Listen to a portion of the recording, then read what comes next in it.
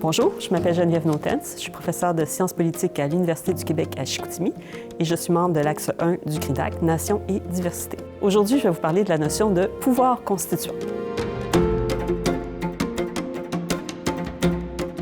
La notion de pouvoir constituant, ça peut avoir l'air très abstrait, très théorique, en fait, ça l'est, mais c'est quand même quelque chose qui est très important dans les sociétés démocratiques libérales, parce que ce que ça désigne, c'est qu'en se donnant une constitution, une collectivité se représente comme un peuple et, comme tel, décide ou édicte les normes qui vont encadrer l'exercice de l'autorité politique légitime par le gouvernement.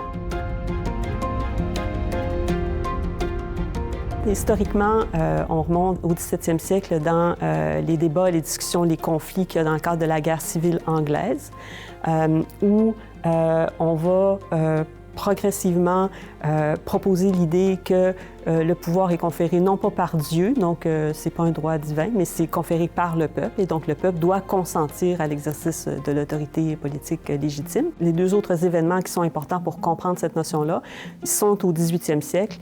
C'est la guerre d'indépendance américaine et la Révolution française, particulièrement avec la Révolution française, parce qu'avec la Révolution française, on se retrouve devant un problème très pratique, c'est-à-dire qu'il y a une assemblée, les États généraux sont convoqués par le roi, parce que c'est lui qui a le pouvoir de les convoquer. Mais l'Assemblée du tiers-État décide de se constituer ou de se faire assemblée constituante, et donc elle doit déroger à l'autorité qui l'a créée pour se présenter comme étant ce qui va légitimer le pouvoir politique, ce qui va décider des règles, des nouvelles règles de fonctionnement de l'association politique. Et donc là, on a à partir de ce moment-là l'idée que non seulement le peuple est un agent, il est capable de se donner ses propres règles, c'est lui qui donne l'autorité légitime, mais aussi l'idée qu'il y a une espèce de moment fondateur là, où on se réunit, on se rassemble, on discute, on réfléchit, puis on dit voilà ce qu'on veut faire comme association politique, voilà les normes fondamentales qui vont en encadrer le fonctionnement.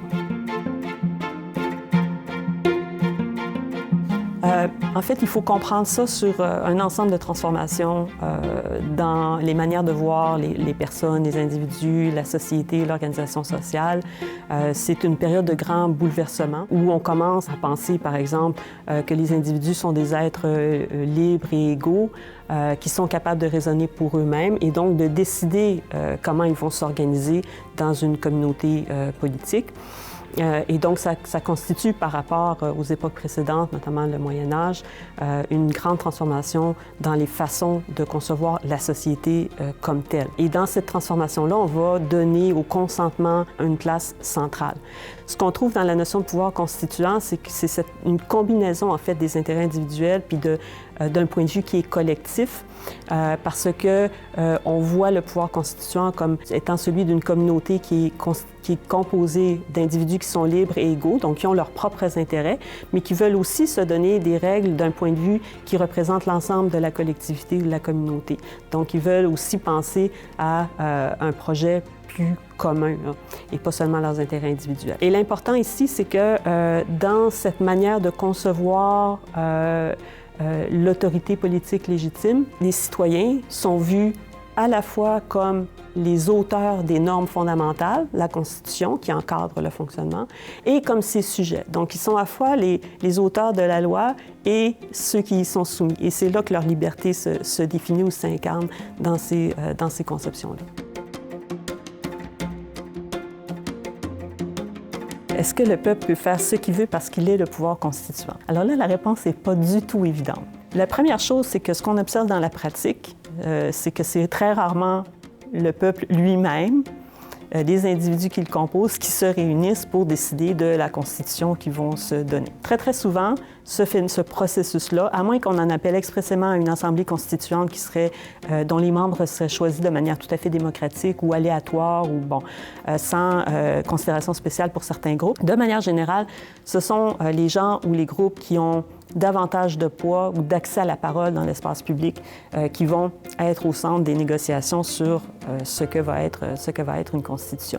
Il faut aussi dire que dans cette pratique-là, il y a toujours des espèces de représentations dominantes de qui fait partie du peuple et qui n'en fait pas partie. Okay? Et donc, même s'il y a des gens qui vivent sur le territoire, les gens qui vivent sur le territoire ne sont pas tous nécessairement considérés comme faisant partie de ceux qui ont droit à la parole. Si on prend par exemple la loi constitutionnelle de 1867 au Canada, les peuples autochtones, ils n'ont joué aucun rôle dans les discussions, les négociations qui vont mener à l'adoption de cette loi-là.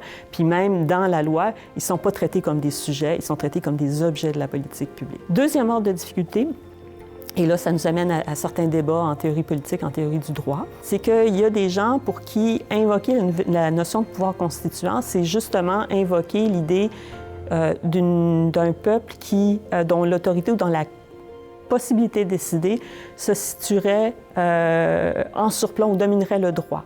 Et donc risquerait effectivement de mener à des dérapages parce que le peuple pourrait faire n'importe quoi. Et là, il y a deux attitudes possibles. Il y a des gens qui vont dire, bon, bien, la notion de pouvoir constituant, on l'évacue. La légitimité se trouve dans la légalité. La légalité elle-même comporte des règles qui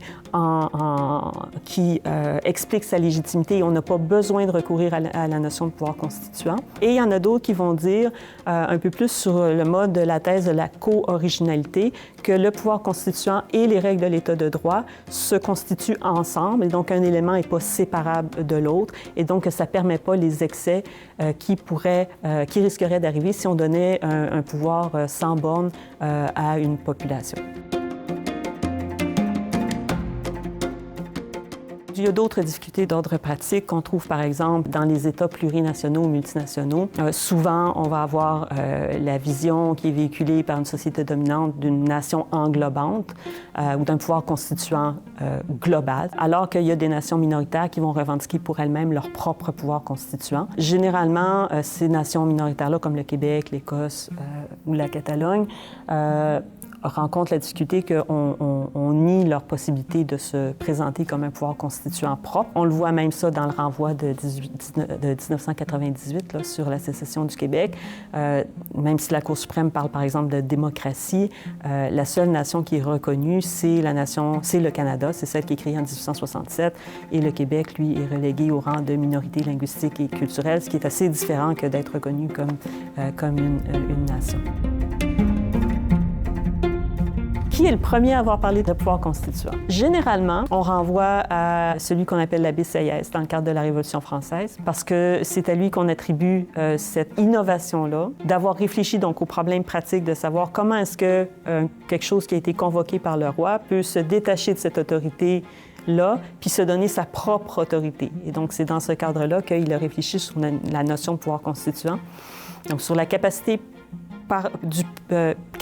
pour le peuple, comme peuple, sans qu'il y ait besoin d'autres sources de légitimité ou d'autorité, de décider, donc de se donner une nouvelle constitution. Maintenant, à l'époque contemporaine, il y a beaucoup de gens qui en parlent. Moi, je me suis particulièrement intéressée à la manière dont ceux qui qui réfléchissent sur le constitutionnalisme après l'État ou en dehors de l'État, ont essayé d'utiliser ou pas la notion pour reproduire ou pour transférer cette idée de filiation démocratique dans d'autres espaces politiques que l'État. Donc, il y a des gens qui en parlent à l'heure actuelle dans ce cadre-là, donc des débats notamment sur le constitutionnalisme après l'État. Beaucoup de gens du côté du droit, des gens comme Martin Laughlin, Neil Walker, Nico Krish, au Canada, David Deisenhouse. Du côté des sciences politiques, évidemment aussi, parce que tous ceux qui s'intéressent à la théorie démocratique vont s'intéresser à la notion, des gens comme Melissa Williams, par exemple.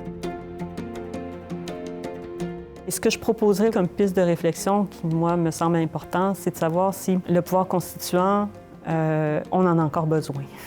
En fait. Est-ce qu'on a encore besoin de cette notion-là, sans abandonner l'idée d'une filiation, d'une autorisation démocratique par le peuple des normes qui encadrent l'exercice de l'autorité politique? Est-ce que la notion de pouvoir constituant n'est pas trop attachée à l'État lui-même et à sa structure un peu oppressive pour qu'on continue avec cette notion-là ou qu'on ne décide pas d'essayer de voir est-ce qu'il n'y a pas une autre notion qui pourrait mieux refléter cette idée démocratique, en fait, parce que c'est ça qu'on essaie d'incarner dans la notion, c'est un idéal démocratique.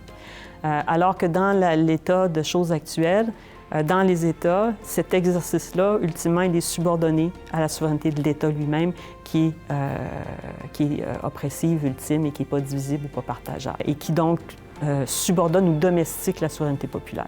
Donc ça serait la piste de réflexion que j'ouvrirais, moi, je trouve très intéressante. Donc, il ne faut pas jeter la notion directement à la poubelle. Il faut retenir l'idéal qu'elle incarne, mais il faut voir si on ne peut pas faire mieux et trouver un autre concept qui incarnerait ou représenterait une autre façon de penser le rapport des gens avec le pouvoir, avec ceux qui gouvernent, qui nous permettrait d'aller plus loin sur la voie de la démocratisation.